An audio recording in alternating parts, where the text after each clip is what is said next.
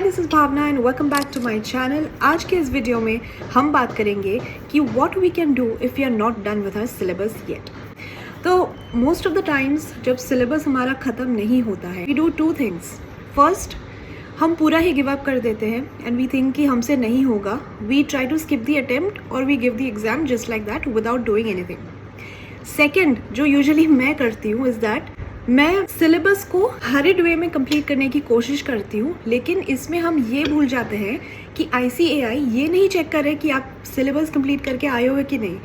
वो आपको क्वेश्चंस देंगे और आपको वो कंसेप्चुअल क्लैरिटी के साथ सॉल्व करके आना है और पेपर को क्रैक करना है। हम ज़बरदस्ती जब सिलेबस नहीं ख़त्म होता है, we panic, we start rushing with the syllabus. हमको लगता है कि हम ऊपर से देख लेते हैं। As a result of which क्या होता है कि हर एक टॉपिक पे हमारा सिर्फ 20 to 30% ही हार्ड वर्क जाता है और ये करके we lose out on the attempt and then next attempt से फिर से वही दोबारा रिपीट होता है और हमें समझ नहीं आता है कि how to come out of this. This is a disclaimer.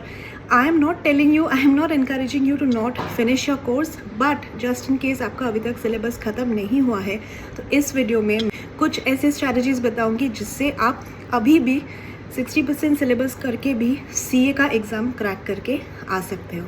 तो चलिए शुरू करते हैं। देखिए, CA का एग्ज़ाम्स आर कॉम्पिटिटिव एग्ज़ाम्स। ये आपका क्लास 10-12 का एग्ज़ाम नहीं है जहाँ पे आपको 90% लेके आना है। इस एग्ज़ाम में सबसे इम्पॉर्टेंट चीज़ होता है आपका कॉन्फिडेंस। सपोज़ मान लीजिए कि आपका अभी तक सिर्फ 60% सिलेबस ही हुआ है, तो आपको क्या करना है, उस 60% सिलेबस को आपको 100% एफर्ट के साथ पढ़ाई करनी है और बाकी का जो पार्ट है उस पे ज़्यादा इम्पोर्टेंस ना देके वो टाइम को आपको उस 60% सिलेबस को 100% पढ़ने की कोशिश करना है। This I am saying only अगर आपका सिलेबस नहीं हो पा रहा है complete. Obviously your effort should be to complete the entire syllabus, but in case you are not able to do that, you can use this technique. IPCC में मेरे साथ क्या हुआ था, लॉ के पेपर में अलाइड लॉज मेरा बिल्कुल भी मुझे टाइम नहीं था करने को, तो मैंने बस कंपनी लॉ पढ़ के मैं गई थी और मुझे एग्जामेशन आया था। बिकॉज अलाइड लॉज इतना वास्ट है तो वो मैंने बिल्कुल छोड़ ही दिया था। मैंने ऐसे कंसिडर किया कि वो सिलेबस में है ही नहीं। इसके वजह से कंपनी लॉ पढ़ने के लिए मुझे बहुत ज़्यादा एक्स्ट्रा टाइम मिल गया, as a result of which I ended up scoring an examination in the law paper. तो सबसे पहली चीज़, अभी तक का आपका जितना सिलेबस हुआ है आप उतने पे ही फोकस करो और जितना आपका बाकी है उसमें से आप सिलेक्ट कर लो कि कौन सा आप छोड़ने के लिए रेडी हो। जितना भी अभी तक आपने किया है उसको 100% कॉन्फिडेंस के साथ प्रिपेयर कीजिए।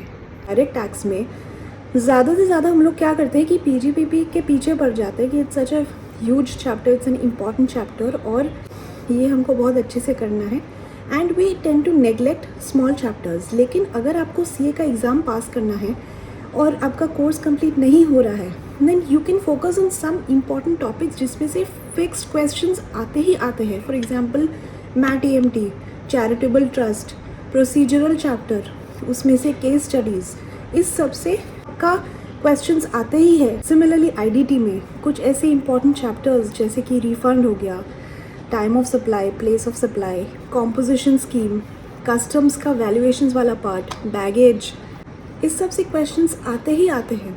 तो बड़े चैप्टर के चक्कर में विच हैज़ 20 मार्क्स, हम सोचते हैं कि इसमें बहुत मार्क्स है तो हम इसको अच्छे से हमको प्रिपेयर करना है। इस चक्कर में हम अपना बाकी का जो 70 to 80 मार्क्स है उसको हम लूज आउट कर जाते हैं। सो डायरेक्ट टैक्स जैसा वास्ट सब्जेक्ट को टैकल करने का यही एक ट्रिक है कि अगर कोई कॉन्सेप्ट बहुत हार्ड लग रहा है जैसे कि PGPP, तो you can focus on the remaining small topics which comprises of 70 to 80 marks. इससे क्या होगा कि आपका उस सब्जेक्ट को क्रैक करने का, पास करने का चांसेस बढ़ जाएगा। थर्ड इम्पॉर्टेंट चीज़, इस टाइम पे RTP, MTP, पास पेपर्स, ये सब देख के आपको दिमाग ख़राब नहीं करना है या कुछ एडिशनल रिसोर्सेज इस मोमेंट पे आपको नहीं रेफ़र करना है। जितना भी आपने किया है, if you gain confidence in those parts, if you know कि इसमें से जो भी आएगा मैं सॉल्व कर पाऊँगी, तो 50% आने से आपको कोई नहीं रोक सकता है।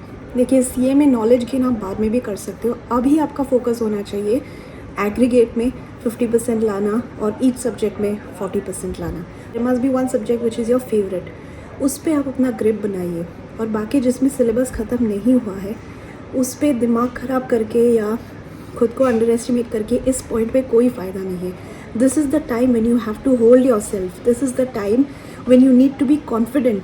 इस एग्ज़ाम में कॉन्फिडेंस ही आपको नेक्स्ट स्टेप तक लेके जाएगा. On the whole, to sum up this video, मैं आपको यही बोलूँगी कि even if you haven't completed your syllabus, you still can pass this exam. और ये मैं अपने खुद के एक्सपीरियंस से बोल रही हूँ. मैं कोई बहुत जीनियस स्टूडेंट तो हूँ नहीं, लेकिन मैंने कुछ ऐसे स्ट्रैटेजीज़ किए थे जिसकी वजह से किसी सब्जेक्ट में अगर कम प्रिपरेशन है, फिर भी मैंने इस तरह से प्रिपेयर करके सब्जेक्ट्स को निकाला है. तो इस मोमेंट में whatever 60 to 70% you've studied, recall them, revise them to 100% excellence. इस मोमेंट पे आप इंपॉर्टेंट टॉपिक्स पे फोकस कीजिए, छोटे छोटे टॉपिक्स पे फोकस कीजिए which covers more marks than focusing on one topic which covers 20 marks. And आपको इस मोमेंट में कोई भी एडिशनल रिसोर्सेज MTP RTP पे दिमाग नहीं लगाना है, बिकॉज आपका सिलेबस अभी कंप्लीट नहीं हुआ है. ये टिप्स आप फॉलो कीजिए and I am sure it will help you in the upcoming exams. Let me know if you have any other doubts. I'll be more than happy to help you out with them. Till then, take care, bye-bye, and I will be seeing you in the next one.